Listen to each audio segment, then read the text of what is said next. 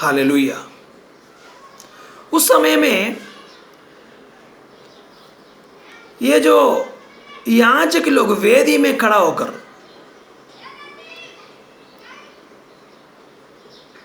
वेदी में खड़े होकर वेदी पर बलिदान चढ़ाता है मोस्ट होली प्लेस में,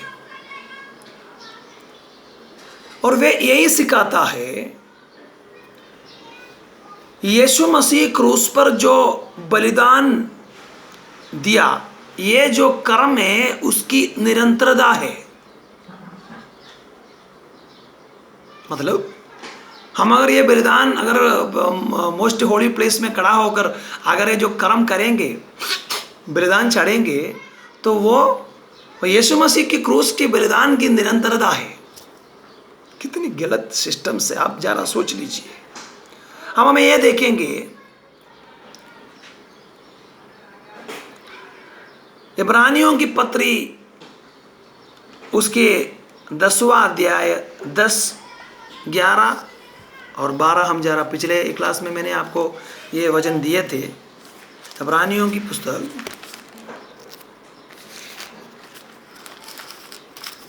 उसका अध्याय 10 उसका 10, 11, 12, उसी इच्छा से हम यीशु मसीह की देह के एक ही बार बलिदान चढ़ाए जाने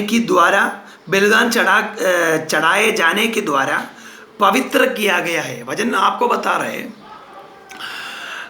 संत पौलोस के द्वारा आपको परमेश्वर की आत्मा बता रहे कि यीशु मसीह की बलिदान के द्वारा क्या हुआ, आपको आप पवित्र किया गया है, आपके पापों से मुक्ति मिल चुका है। फिर 11 में क्या लिखता है, ये जो याजकों के बारे में हम जो बताया, वो जो याजकों के बारे में क्या बता रहे, हर एक याजक तो खड़े होकर प्रतिदिन सेवा करता है और एक ही प्रकार के बलिदान को जो पापों को कभी भी दूर नहीं कर सकते बार बार चढ़ाता है। हालेलुया।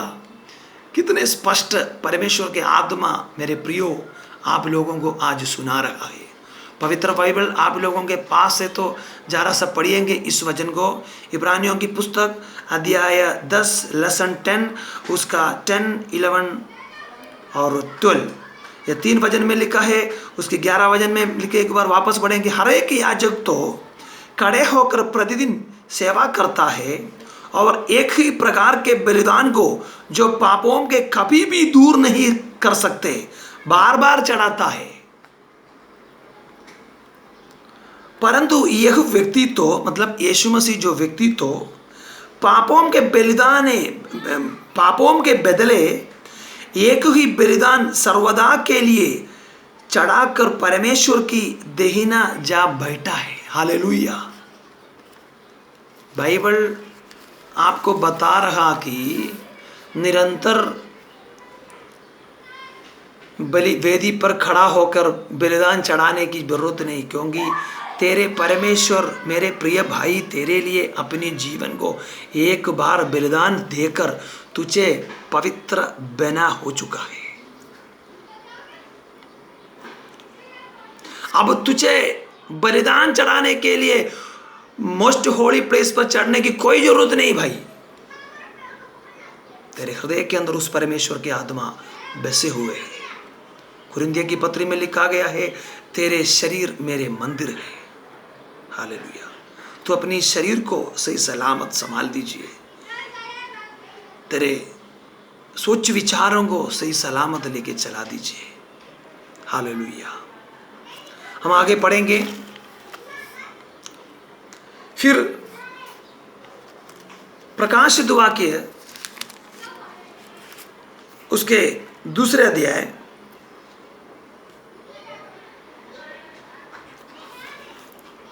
उसके 18 में इसी प्रकार लिखा है,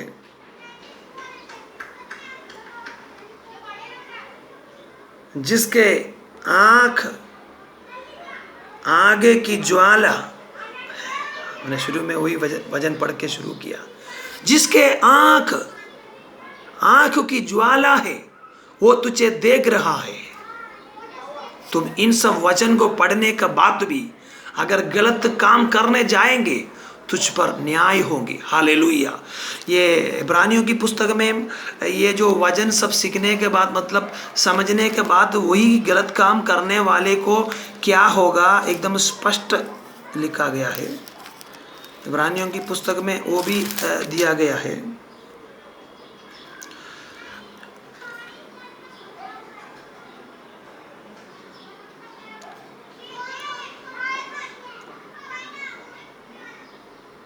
इब्रानियों की पुस्तक उसकी अध्याय 10 उसकी 26 में 26 में लिखा है, क्योंकि सच्चाई की पहचान प्राप्त करने के बाद यदि हम जानबूझकर पाप करते रहे तो पापों के लिए फिर कोई भी बलिदान बाकी नहीं। हालेलुया। मेरे प्रिय भाई, मेरे प्रिय बहने, आपने अगर सच्चाई बात को आज और एक बार प्रभु के दास के द्वारा अगर आप सुन रहा है, पवित्र वचन के बाइबल के द्वारा अगर आप सुन रहा है, फिर जानबूझकर फिर आप जाके किसी मूर्तियों की दंडवत करेंगे, ना कोई किसी की मीडिएशन बनाने के लिए, मध्यस्थ करने के लिए। मरियम के मध्यस्थ करने वाले हमारे भारत में बहुत है, पूरी वर्ल्ड में ज़्यादा है। और पुराने यीशु मसीह की संत लोगों की मध्यस्थ प्रार्थना करता है, बोलता है कि पौलोस पत्रोस मेरे लिए प्रार्थना करो, माता मरियम मेरे लिए प्रार्थना करो। अगर कोई जानबूझकर इस गलत करता है उसके लिए क्या लिखा है, क्योंकि सच्चाई की पहचान प्राप्त करने के बाद यदि हम जानबूझकर पाप करते रहे तो पापों के लिए फिर कोई बलिदान बाकी नहीं, कोई बलिदान बाकी नहीं। मेरे प्रियो, एक ही तुम्हें आनंद नरक में पीड़ा में डाल जाए। इसलिए इस सच्चाई बात पर हमें आगे चलना है। फिर हम पढ़ेंगे परमेश्वर के वचन में प्रकाशित वाक्य उसके दूसरा अध्याय उसके 18 में एक वचन मेरे हृदय के अंदर अभी परमेश्वर के प्रेरित आ रहे बता रहे कि वहाँ बुला रहे कि उसकी 18 के वचन में लिखा है, परमेश्वर का पुत्र जिसके आग की ज्वाला के समान, जिसके आंखें ज्वाला के समान है। क्या बुलाया यहाँ पे? परमेश्वर का पुत्र। लेकिन उसी समय से लेकर कर हमारे यीशु मसीह को एक गलत नाम लोग ने डाल दिया। उस नाम है मरियम की पुत्र। क्या नाम है? मरियम की पुत्र।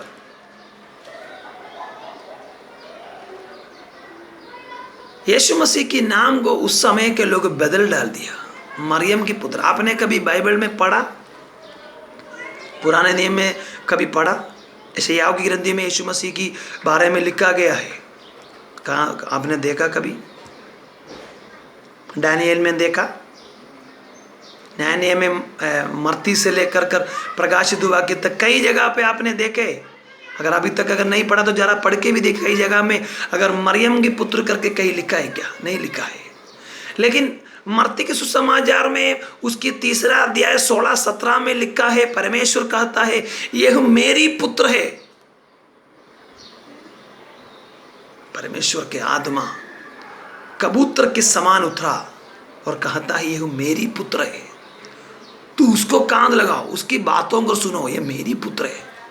मेरे प्रियो, यीशु मसीह परमेश्वर की पुत्र है, परमेश्वर है, मनुष्य के अवतार, मनुष्य के मतलब रूप धारण होके आया है। मरियम नाम के कुंवारी को छू लिया, उनके द्वारा धरती पर जन्म हो गया। इसलिए यूहन्ना प्रेरित को यीशु मसीह ने क्रूस पर एक वचन दिया, यूहन्ना तेरी माँ वो है। मरियम से कहा था कि तेरी पुत्र ये है। हालेलुया। चलिए हम हमारे वचन में जाएंगे। प्रकाशित वाक्य उसके 2:19 पढ़ेंगे। पर मुझे तेरे विरुद्ध यह कहना है,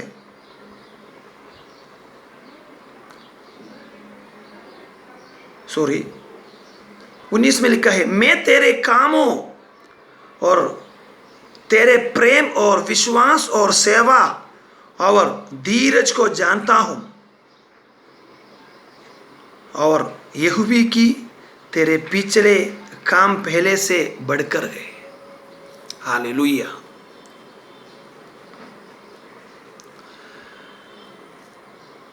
आप लोग यहाँ पर क्या वजन है जरा समझने का कोशिश कीजिएगा। यहाँ लिखा है, मैं तेरे कामों, तेरे प्रेम, क्या क्या लिखा है, तेरे काम और तेरे प्रेम और विश्वास और सेवा और धीरज को मैं जानता हूं। और क्या लिखा है कि तेरे पिछले काम पहले से भी बढ़कर है, तेरे पिछले काम पहले से भी बढ़कर है। हालेलुया।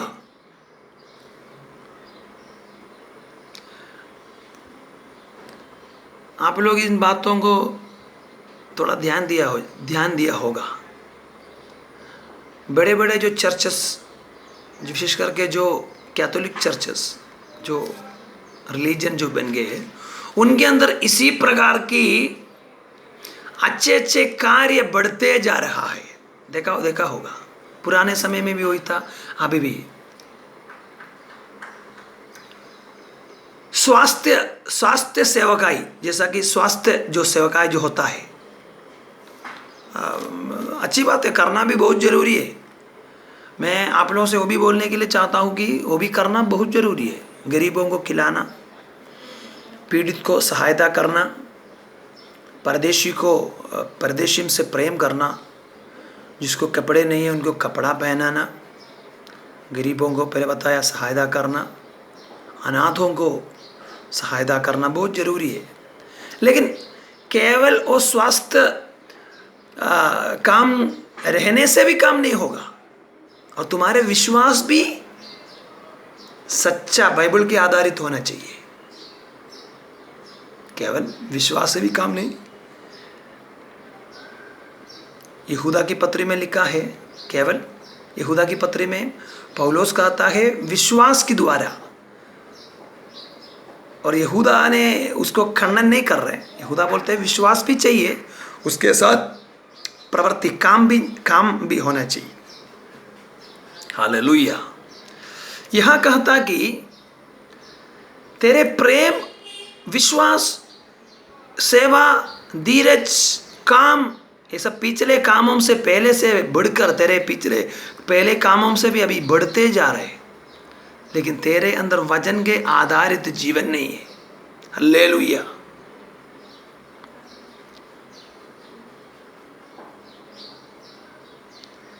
प्रभु यीशु मसीह इन कामों को उनकी विदाई करता है, उनके मतलब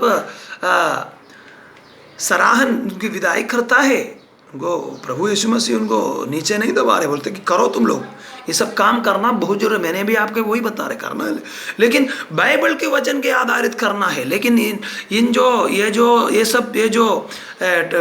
चर्चेस के अंदर, कैथोलिक चर्च के अंदर विश्वास वचन के आधारित जीवन नहीं है। वचन के बाइबल के वचन को हटा देता है, मेरे भाषा में कहा तो हाथ से हटा देते हैं, लाक मार देता है। इन काम आगे रहता है उन लोगों का।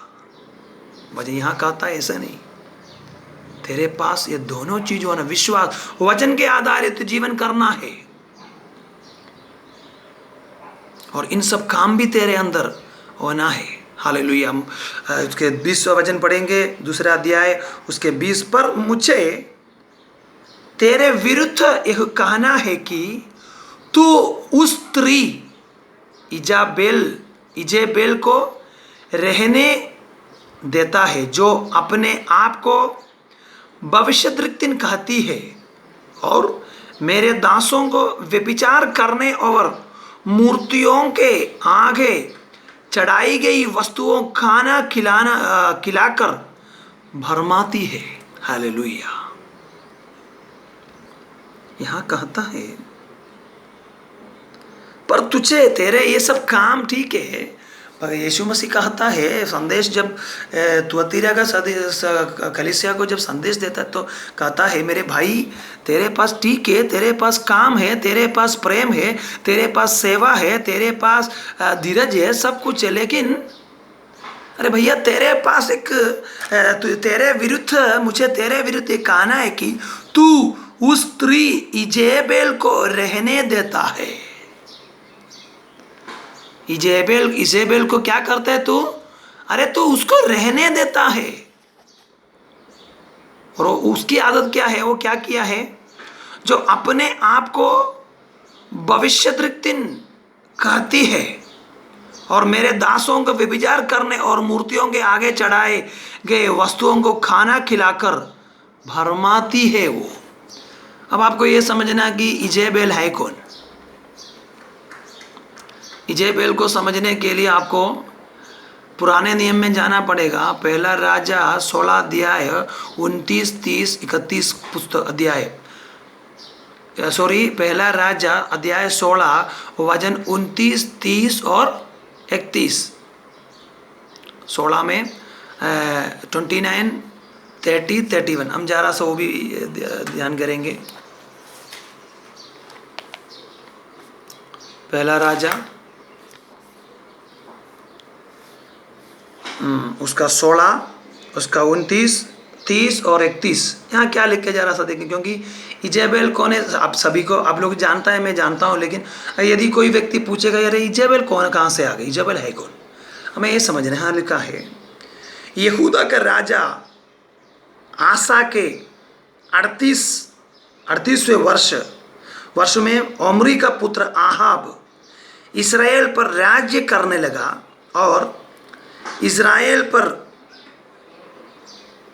शमरोन में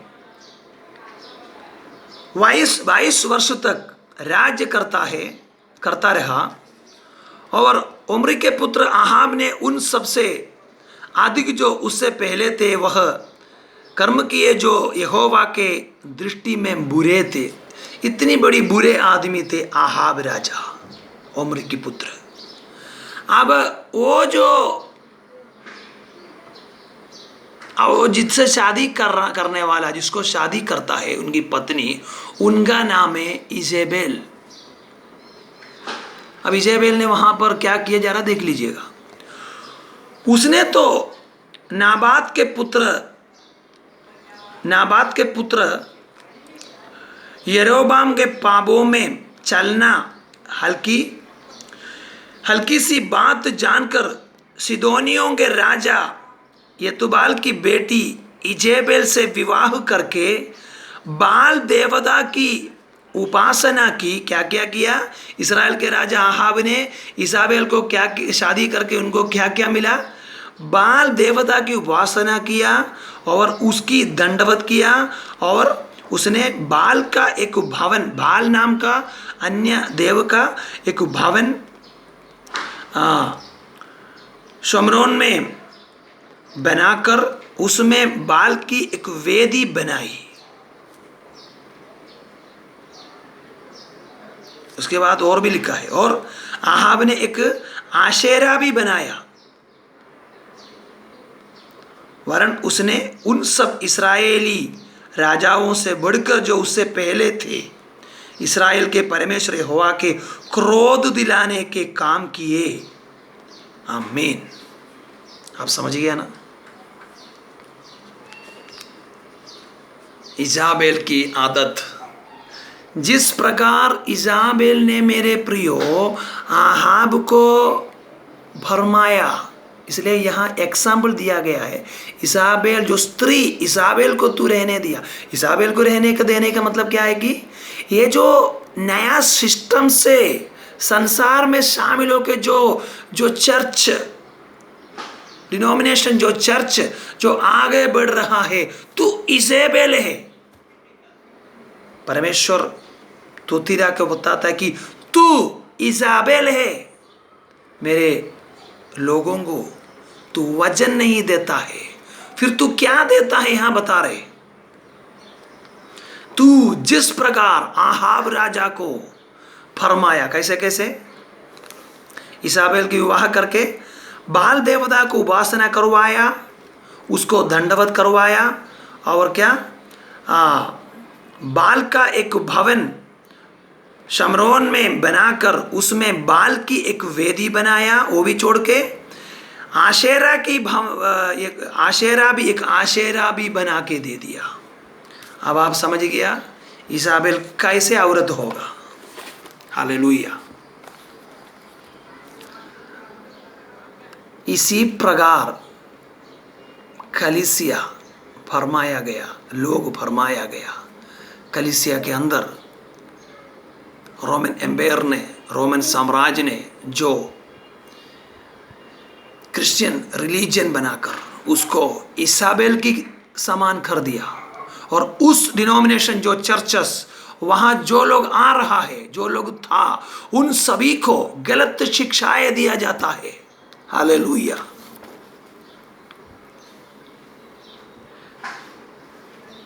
ये यहाँ कहता कि ये अपने आप को क्या कहा कि मैं क्या लिखा हूं, भविष्यद्वक्तिन।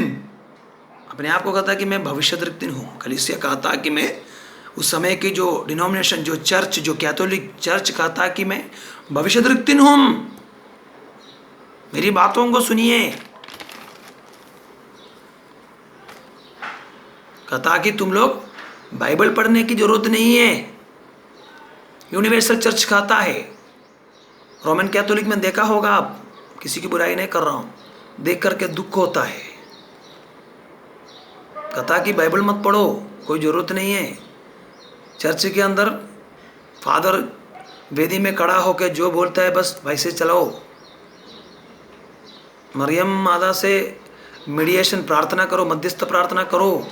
मरियम आपके लिए यीशु से बोलेंगे और यीशु आपके लिए पिता को बोलेंगे। कितनी गलत बात है। हालेलुया।